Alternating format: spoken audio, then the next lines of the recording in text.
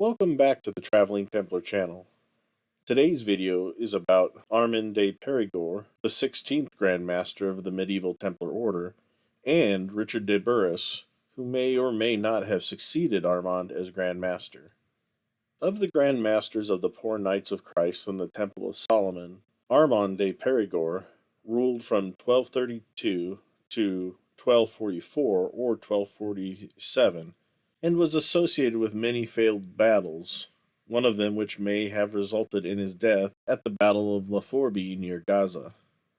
Armand was born in the year 1178 to a noble family who served as counts in southwestern France. He was in charge of the province of Apulia and Sicily from 1205 to 1232, then was elected as the Templar Grand Master.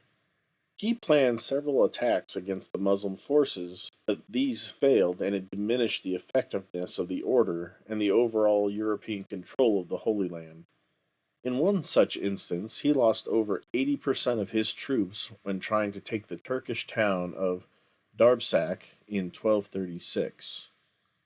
The Crusades were not as popular among the European monarchs, and soon the various knighthoods started making peace with the Muslim leaders.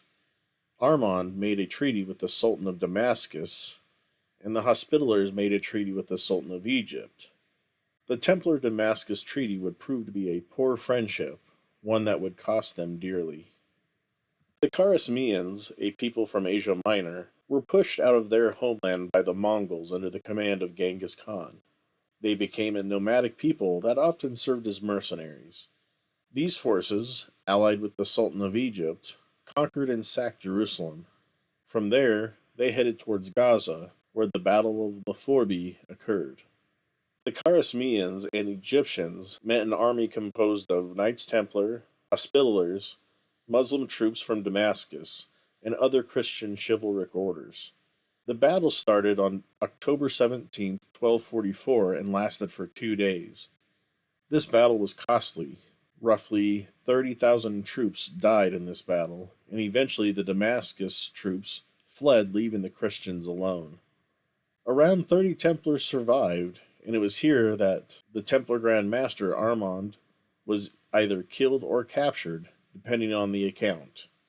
The losses and aftermath of the Battle of La Fourby are seen as devastating as the Battle of Hattin, as the Battle of La Fourby marked the collapse of Christian power in the region. While not as famous as Jacques de Molay or Hugh de Payens, the rule of Armand de Périgord is seen as an important lesson on poor leadership which cost the order dearly, which would reduce the reputation of the order and add to the fire that would soon befall them. Richard de Bures is a somewhat enigmatic figure in Templar history, and his exact role within the order remains a subject of debate among historians. His possible tenure as Grand Master is clouded by uncertainty, largely due to the lack of clear records.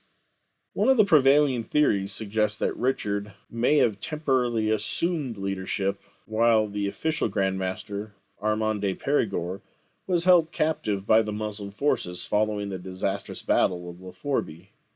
There is uncertainty about whether Richard de Bures should be formally recognized as a Grand Master or simply regarded as an interim leader. His time in a leadership role lacks any notable achievements, suggesting that he may have only served as acting Grand Master while awaiting the resolution of Armand's fate.